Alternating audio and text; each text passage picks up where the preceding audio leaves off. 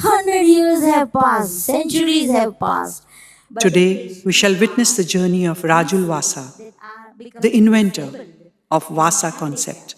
5 minutes before, I was really running around doing everything. Rajul Vasa, a clinical scientist from India who successfully found the solution of treating the complexities of the brain injury. You can understand that the century has passed, but the suffering of these patients is still in the same state. Put yourself in the shoes of such patients and then realize how will you feel. And if you feel concerned, please join me. Thank you. I wanted to be a general surgeon. I couldn't become general surgeon. When I used to ask all my seniors and all other people around the world that I used to ask, and they all used to put me aside saying that she doesn't understand that there is a brain damage. When I realized nobody in the world knows, I said, so why can't you be that one? That's how my journey started. It must have taken me 5-7 years to really call it as the master key that will solve the problem if you exploit gravity instead of fearing the gravity. I make sure that the paralyzed body is made to act to safeguard the brain against the gravity. And that's the way, that's the master key to solve the problem of the paralysis.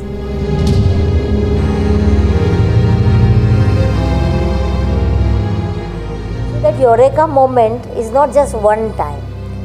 Many eureka moment comes, especially when you work on the patient with your plans and you get the results. Wow! I discovered a lot of things that we do as doctors or is highly wrong, but we do not know it is wrong. We are doing it because we are taught in the university, and the patients also think that okay, we are going to the doctors, so naturally they are not going to hurt us. They are going to only help us. We are paying for it. These patients are coming to us.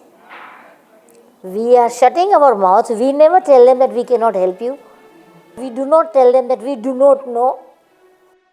This is a big tragedy in thinking how the scientists think, how the neurologists think, how the physiotherapists think, how the occupational therapists think, how the speech therapists think, and then how the social workers also come in the picture, how the psychologists come in the picture. So there's a multidisciplinary approach. But the patient remains where he is.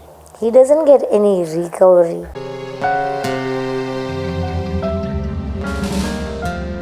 I did not understand why neurologists focus on lesion when dead neurons cannot act anymore, and why therapists focus on paretic muscle when we know that muscle is a victim itself.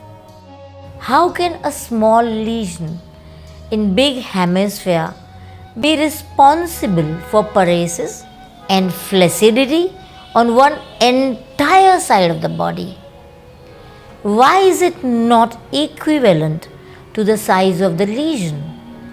I kept wondering if there was something implicit that is not seen on MRI or CT that is responsible for huge catastrophe. My clinical research made me clearly see that explicit lesion is a catalyst for implicit shutdown and switching off of electrical activity in cerebellum, partially or totally, that gives paralysis of half body on the same side of the cerebellum. Doctors say that we have been trying to regulate the brain for centuries. But we fail to regulate because the brain don't listen to anybody. And what it is doing, it is safeguarding itself. It is compensating. So brain is doing its job, and we, because we don't know, we do our job, focus on the muscle. In the therapy, in the rehabilitation, in the multidisciplinary team, they say, oh, you have a problem with this body, the muscles don't work, you cannot lift your arms. So they start working on the muscle. They start working to regulate the brain. And they fail in both of this. The damage is not in the muscle, the damage is in the brain. The biggest problem that I saw while I was student, then I was working, that what we are doing is, we are dividing the body in the mind of the patient. Psychologically, emotionally is worst. Physical division is anyway, everybody sees it. But we are actually making the paralyzed side a slave of the good side. So in the patient's mind, we are creating a divide. Do they know what is happening in the brain? No. They are actually making brain to compensate more. This side of the body puts a brake on the movement of the center of mass, that I cannot go beyond this, otherwise I'll fall. So for the safety, so all these games are done by the self-organizing brain as a problem solver. So the brain decides, now I have to keep towing the weak side because it is otherwise a liability, and brain will not accept the liability. So brain will start using even the paralyzed body. Everyone, wherever is the lesion in the brain, they all go like this. So it's because of the spinal plasticity, not because where the lesion is in the brain. There is a spinal cord and there is a plasticity known to the whole world. So they talk about brain plasticity. But I am talking about spinal connections and spinal plasticity. So you are sending the sensory input from both sides to the spinal cord and the spinal plasticity. So use the body as one whole. We all doctors are afraid that our patient will fall because of the gravity. So how the gravity now begins to change the mechanism of the body. What is the need for the blood supply to reduce, for metabolism to go down? That means this brain, that cerebellum, is not needed to work because now it is flail. It doesn't work against the gravity and it doesn't support the body and the center of mass because the cerebellum is switched off. So these are the small, many discoveries I made, and those were small, though they were small discoveries, they were very huge to ultimately lead me to the invention. The brain only listens to gravity. The problem is the gravity, problem is the brain, problem is the body.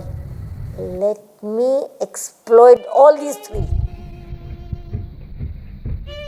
That if I want to change this, I have to reorganize a self-organized brain.